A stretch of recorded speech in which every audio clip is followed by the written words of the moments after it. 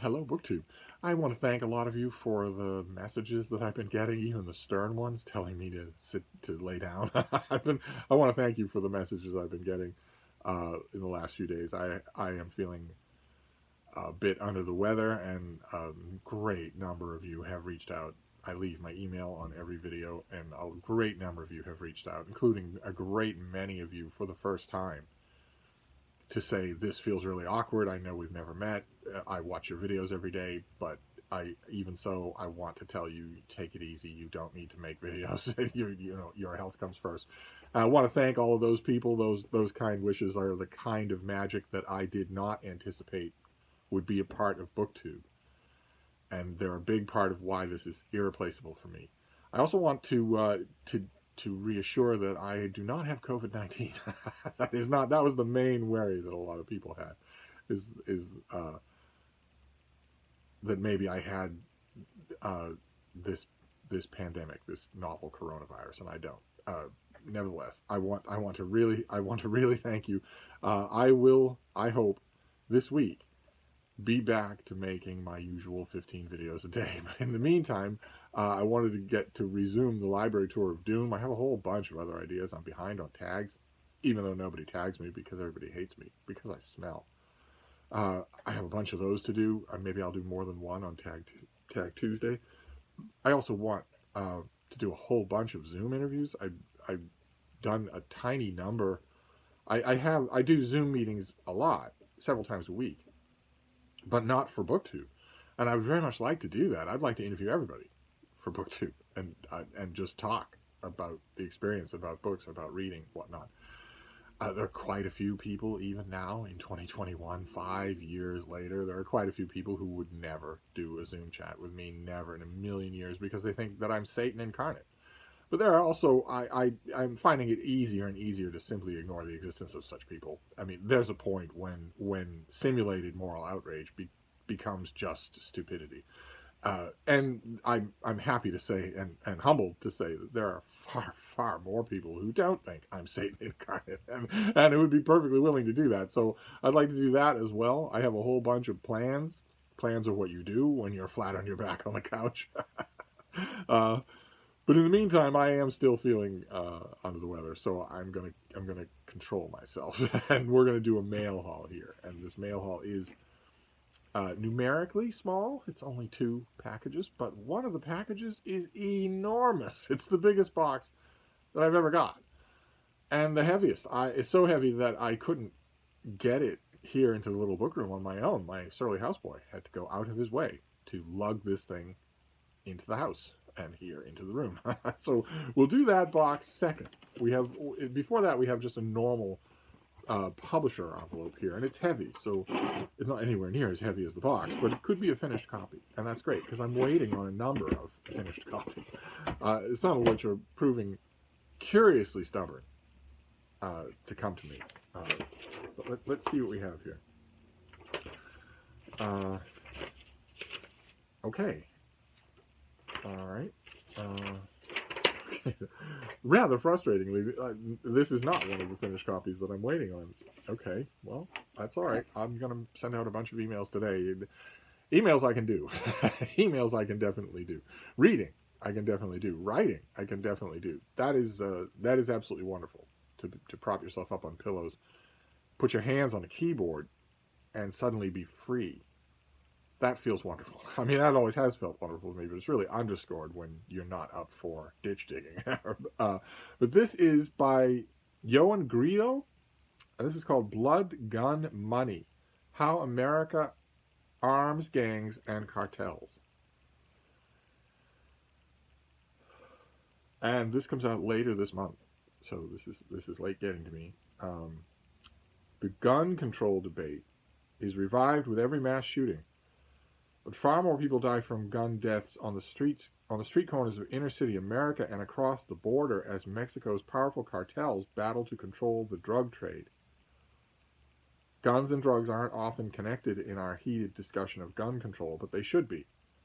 In the author's groundbreaking new work of investigative journalism, he shows us this connection by following the market for guns in the Americas and how it has made the continent the most murderous on Earth. The author travels to gun manufacturers, strolls the aisles at gun shows and gun shops, talks to FBI agents who have infiltrated biker gangs, hangs out in Baltimore street corners, and visits the ATF, that's Alcohol, Tobacco, and Firearms, gun tracing center in West Virginia.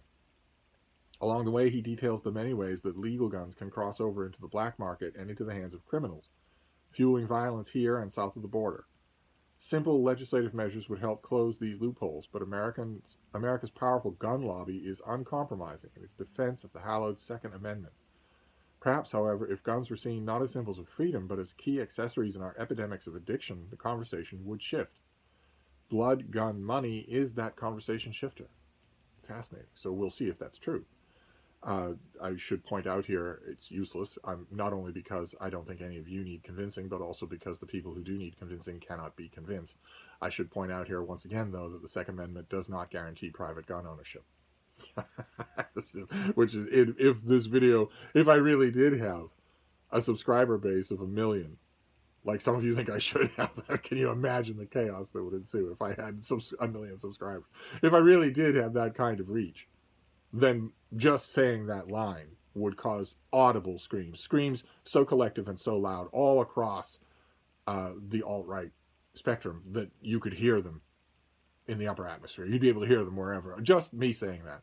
And yet, it's a matter of black and white ink on a page. It's the interpretation of written words on the page, which is actually literally my job.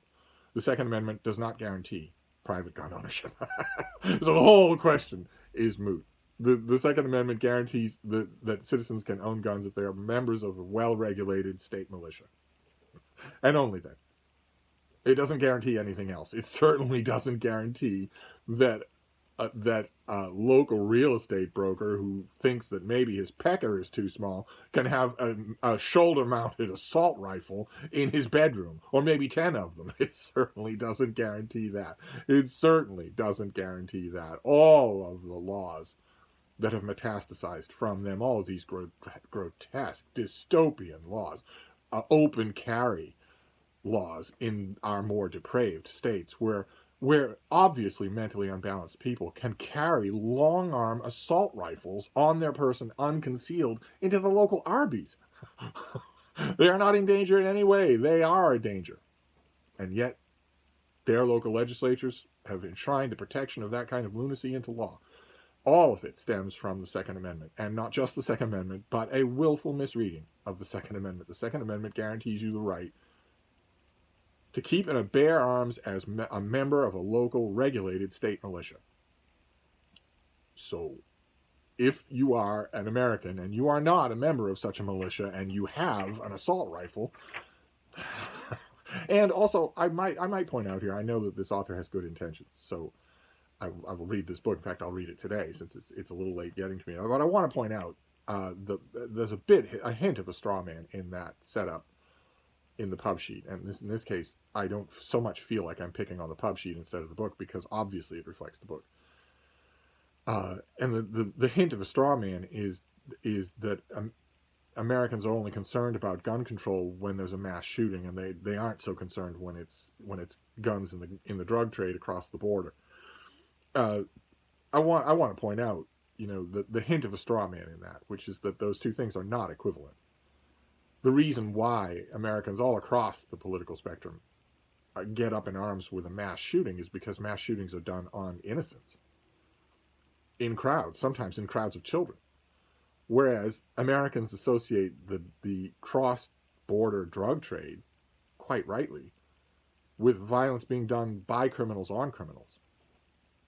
And that engenders less in the way of outrage. I don't know, if the author really does in his book push the idea that maybe we could shift the conversation if Americans associated guns and gun ownership with crime and the drug trade, that maybe that would make the Second Amendment nuts less nutty on the subject. First of all, it's not going to happen. There, aside from maybe the subject of the subjugation of women as second-class citizens in America, there is no subject on which Americans are more insane than guns. None. I don't know why that is. I have no idea. But one way or another, nothing is going to change that. Absolutely nothing. Of an ideological bent. There is a way to get rid of the gun epidemic in this country. It's been proven over and over again to work. It's been proven over and over again to silence the weirdos who think that a 250-year-old document gives them the right to carry a howitzer to Kmart. And that way is very simple. Buybacks. Generous buybacks. Take a small fraction of the money that the United States pours into law enforcement, into the criminal justice system when someone is convicted of a gun crime, pour a small fraction of that into targeted buybacks. Anonymous targeted buybacks. You turn in your firearms, you get this much money. That sort of thing works. It gets guns out of general circulation, huge amounts of them. Nowhere near all of them, of course, because there's a huge subsection, a huge culture in America that thinks, well, yeah, my family, my children, they're important. I love them. And sure, my church, I go there about once a year and I make a lot of breast-beating noises about how my God, who died on a cross as a victim of state violence and very much is against it, it means everything to me. But really the thing I care about is the guns I have in my locker. So if you come from my family, you know, I'll object, but then I might want to know, okay, well, what kind of case do you have? I mean, are they guilty? If you come from my God, I'll say, well, that really stinks. This is cancel culture. And I won't even shed a tear, much less take to the streets. If you come from my guns, I'm willing to die. On the streets of the post office. On the steps of the post office, I'm willing to die. Me, you know, a middle-aged dental assistant who's never fired a gun in anger. I'm willing to die for that. There's a huge section of America that's like that. That is just a deep, deep psychosis. But the people who aren't like that, if you say, well, okay, you've got 6 guns at home, we're offering to buy them from you, all of them.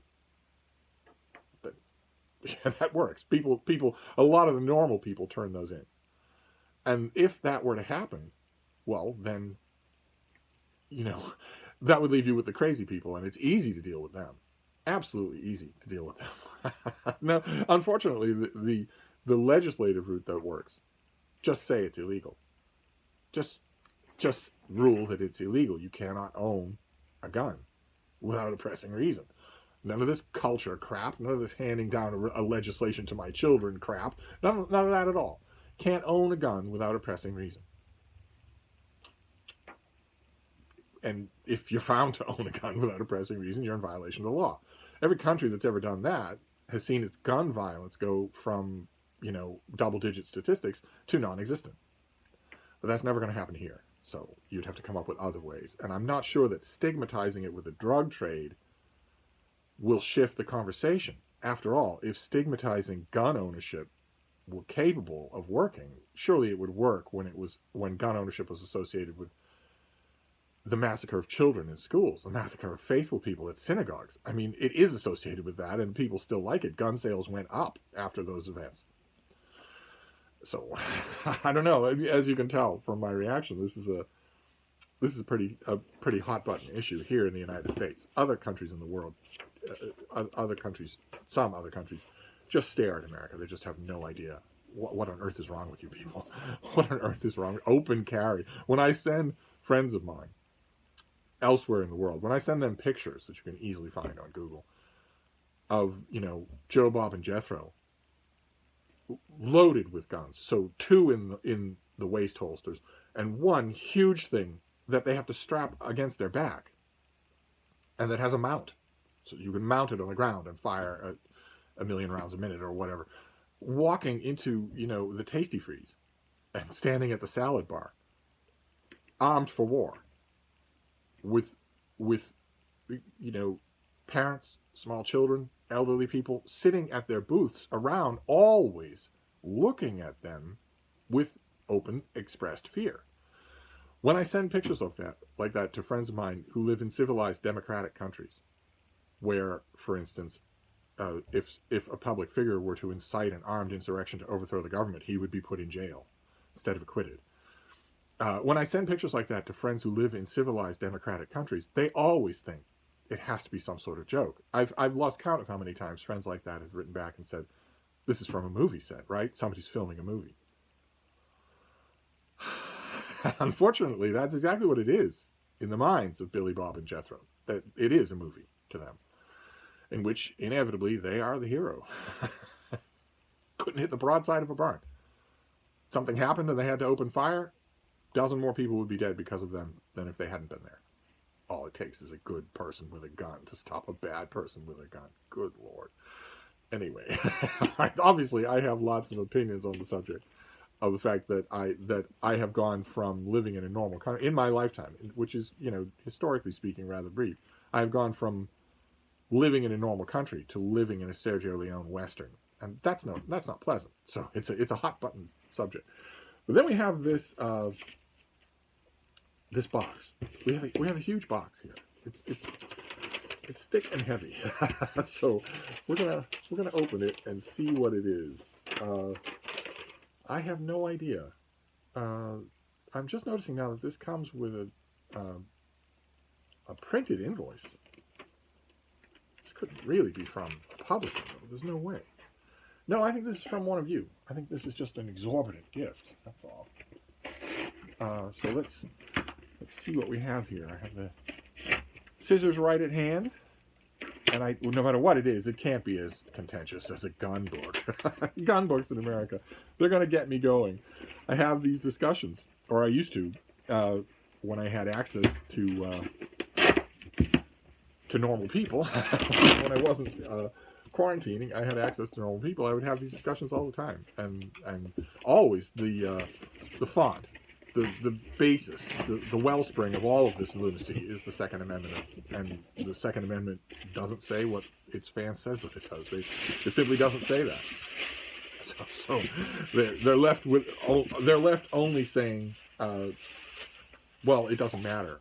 That's an old document anyway, and decades ago, in a different part of this country, and especially in Texas, even in civilized Austin, when I used to say this, when I used to have these discussions with people, especially young people whose fathers have guns at home, the discussion would go from, okay, well, you're saying that all of this springs from the Second Amendment. I'm demonstrating to you that it doesn't. Even back then, it was still my profession to estimate words on the page. I can read, and I can contextualize. There is no Second Amendment guarantee to private gun ownership in this country. And the argument would go from there to, well, it's an old document, to we live in modern times, we have to adjust. And I would say, okay, but you started out by saying we shouldn't adjust. You started out being an originalist, and like all originalists, you are now changing that because it doesn't work for you. And invariably, in Texas, those arguments would devolve to a point where the other person was saying, well, you can't take it from me. And that's where gun arguments always go. That's where they end up. But let's see what we have here. Oh, yes. Okay, this is from one of you. In fact, I think I remember who this is from. Wow, okay, we have a lot of books here. Okay, what have we got here?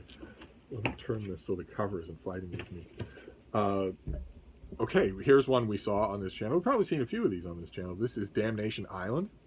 Poor, sick, mad, and criminal in 19th century New York. And this is Blackwell's Island, which was a vast lunatic asylum, a hellish place, hell on earth, for people who were just thrown there, just tossed there, and left to rot or be victimized by the keepers. And I really like this book, but I don't think I ever reviewed it. I don't think I'm blurb. No, I'm not. Okay, but I also don't have it, and it's a work of American history that I really like. What else we? Oh, okay. Well, this one I did review. I won't be blurbed because I didn't review it in this country. Well, this is wonderful to have this. This is by Greg Lawrence, and it's Jackie as editor. The literary life of Jacqueline Kennedy Onassis, who was taken on at a publisher as sort of a showboat celebrity editor, but unbeknownst to a lot of the people who took it on, except for the one person who made it possible, she was a die-hard bookworm. In addition to being everything else, she was a die-hard bookworm with a fantastic instinct for which authors could be coaxed into creating odd little works of merit or what the public wanted. Very often in the course of her career, she parlayed her celebrity into making a book pop. But very often she didn't. her instincts were across the board. It's one of the things that one of the aspects of her that isn't well enough known because she's such a glamour icon even now that people don't. She's incorporated into song lyrics as a glamour icon. I want to be Jackie Onassis. I want to wear dark red sunglasses. I want to be a tragedy. but her book enthusiasm was completely real. Anybody who knew her would attest to that. And this is the paperback. Fantastic. If I remember, I will try to leave a link to my review. I reviewed this for the National in Abu Dhabi, I believe. Look at this. All right, this is a paperback of An Instance of the Finger Post by Ian Pierce. I don't think I've ever seen a paperback this small before.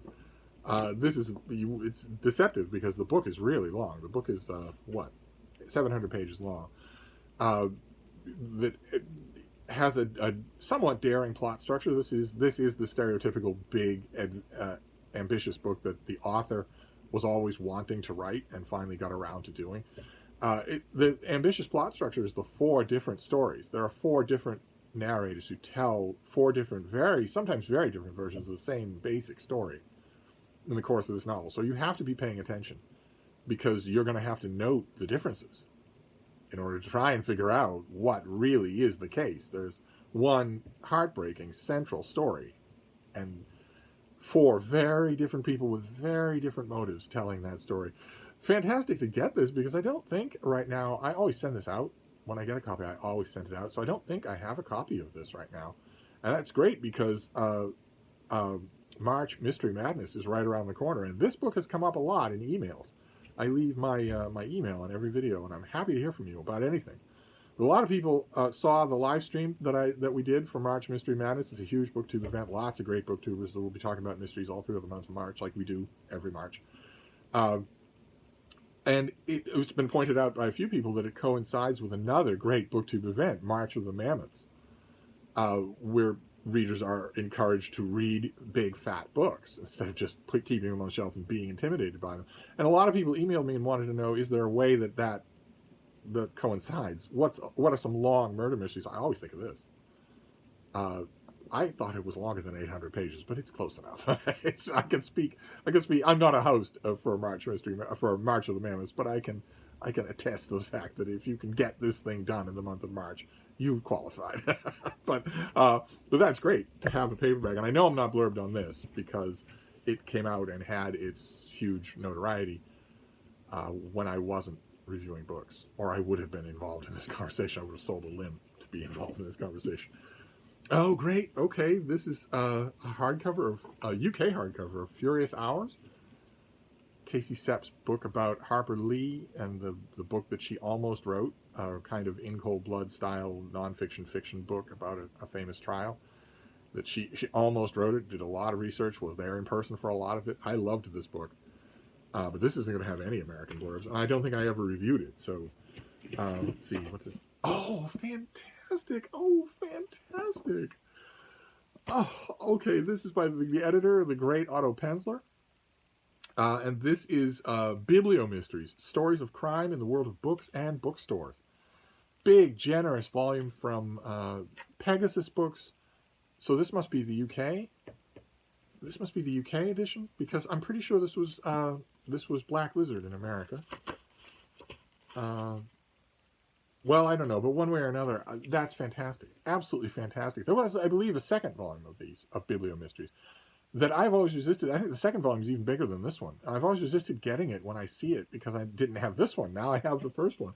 Oh, so not only books about books, but also mysteries. That's fantastic. We're setting up... what have we here? Candy. We have Jaffa cakes. Which Jaffa cake eater are you? Number 3, the scoffer. Ready, steady, gone. Pass me the next one. Okay, so are these just chocolate cookies? The original blend of dark, crackly chocolate, light sponge, and the smashing orangey bit. Okay. Sounds like one of my marriages to Deb. All right, let's move on here. This box is just crammed. Okay, this next one is a big art book. Wow, an elaborate thing. This is photographs, drawings, and photo montages of Erwin Blumenfeld. Don't know this artist at all. Don't know the first thing about him. Couldn't pick him out of the police lineup. Okay, I remember this one. I don't think I ever wrote about it. This is by Jonathan Sarna. It's when General Grant expelled the Jews. On December 17th, 1862, Grant issued what remains the most notorious anti-Jewish order by a government official in American history. His attempt during the height of the Civil War to eliminate black marketeers by targeting the expulsion of all Jews as a class from portions of Kentucky, Tennessee, and Mississippi unleashed a firestorm of controversy that made newspaper headlines and terrified and enraged the population of 150,000 Jews then living in the United States, who feared importation of European anti-Semitism to American soil. I don't think I ever read this book. I think probably because when it came out, I was worried that Sarna was going to try to defend Grant. This came out in 2012. I don't think I ever read it. Of course, Grant's action was indefensible, so I didn't want to do that. But now I have it, so I will. All right. Okay. Well, this is neatly. Wow, a lot of this is coinciding in ways that the sender of the books couldn't possibly have known, because this was in the mail when I was talking about Jack the Ripper the other day. But here's a book about a female mass murderer by Harold Schechter, who's written so many books on true crime. This is Hell's Princess, The Mystery of Belle Gunness, Butcher of Men. The pantheon of serial killers, she stands alone. She was the rarest of female psychopaths, a woman who engaged in wholesale slaughter, partly out of greed, but mostly for the sheer joy of it. Between 1902 and 1908, she lured a succession of unsuspecting victims to her Indiana murder farm. Some were hired hands, others were well-to-do bachelors. All of them vanished without a trace. Needless to say, I haven't read that, so I'm going to learn a lot. It's next here. Good Lord, there are a lot of books in here. Oh, wow. Oh, wow. Okay. Fantastic. Is this a UK thing as well? It is. Oh, my. All right, this is Harvey Sachs's biography of Arthur Rubinstein, which I don't think I've ever read, even though it has cropped up in a million bibliographies since it came out in the mid-90s. And I never reviewed it. I never wrote about it. This is the treat of the box so far. Fantastic. Fantastic. But we've got lots more. So let's move on here. Okay. Isn't this lovely? Good Lord. All right. This is a bird book. Again, the sender could not possibly have known that our Library of Doom entry for today is about birds. This is The 12 Birds of Christmas by Stephen Moss. Why do I know that name, BookTube? Why do I know that name? Has he done something after this that I know really well? A book after this? Oh, the frontispiece is just birds. The end papers, I mean, are just birds. And this is illustrated all throughout with these 12 birds. So meditations on the history and natural history of 12 signature bird species. With a beautiful built-in bookmark there. A bird book. Fantastic. Let's see here. Oh, wow. Okay. All right, I don't really know. I can't remember if I saw a picture of all these things and just agreed, send me all of them, even if you go to the poorhouse to do it. I don't remember, but one way or another, what a delight this is. And it also is a kind of book haul, right? I mean, these aren't new. Okay, this is John Hersey. The Algiers Motel Incident, which is on the cover is called A Searing Account of Police Violence, White Racism, and Black Rage, in this lovely edition by Johns Hopkins University Press. Famously the author of Hiroshima, and also the subject of Mr. Straight Arrow, a recent biography that you shouldn't miss. Totally great recent biography. This is a new introduction. This came out in 1998, this edition did, and the book came out in 1968. 30 years ago, in the midst of the 1967 riots that rocked Detroit, the Algiers Motel was the site of a brutal confrontation. 3 black men were killed and 9 others were brutally beaten by, as the author describes it in this book, an aggregate of Detroit police, Michigan State troopers, National Guardsmen, and private guards. Responding to a telephone report of sniping, the police group invaded the Algiers Motel and interrogated 10 black men and 2 white women, none of whom were armed, for an hour. By the time the interrogators had left, the 3 men had been shot to death, and the others, including the women, beaten. And Hershey spent months interviewing everybody involved. I think I might have read this eons ago. I certainly don't have a copy.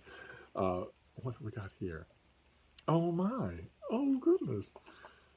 Okay, this is by Jorge Carrion, and this is Bookshops.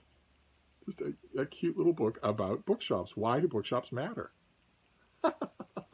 Is this also UK?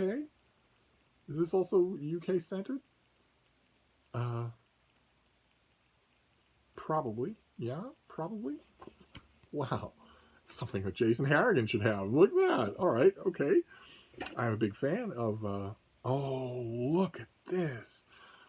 Incredible. I have the advanced copy, a review copy of this. I never even saw the finished copy, let alone the paperback. This is the paperback release of Patricia Meyer-Spax's book on rereading, which I love. I've recommended this to you many times. It's a study of rereading books. What it is, why we do it, what actually happens when we're doing it. It's the best study of rereading that I've ever read. And I reread it often. The author embarked on a year-long project of rereading dozens of novels, childhood favorites, fiction first encountered in young adulthood, and never before revisited books frequently reread, canonical books of literature that she was supposed to have liked but didn't, guilty pleasures, and stories reread for fun versus those reread for the classroom. And she branches her discussion of her own rereading out to all the latest findings and whatnot. And now I have the paperback, which I've never even seen before. This has blurbs from Eric Banks in book form, Bharat Tandon in the Times Literary Supplement, and Jonathan Yardley in the Washington Post. I also reviewed this, but I wouldn't be. No, fantastic! Wow. All right, this vies with the Rubenstein book as the find of the box, but we still have one more to go. So what is this last one? Tom Mole, The Secret Life of Books. I think this is this also UK? We love books. We take them to bed with us. We display them on our bookshelves. We write our names in them. We weigh down our suitcases when we go on holiday. We take them for granted, but there's much more to them than meets the eye. Of course, I don't do any of those things anymore because I have an iPad. Talk about howls of outrage. I don't care how my books smell. Okay? I have an iPad with thousands of books on it. Probably every single one of these books is available as an ebook. Probably. Oh, fantastic, though. This has got to be a UK thing. Yeah, it is. I don't know that I know this book. Fantastic. Well, there you go, book 2. I don't know. This turned out to be a very long video. And there is the haul. Will you look at that? There's one lonely new book from a publisher at the bottom there, and then all of these from one of you, who I cannot thank enough.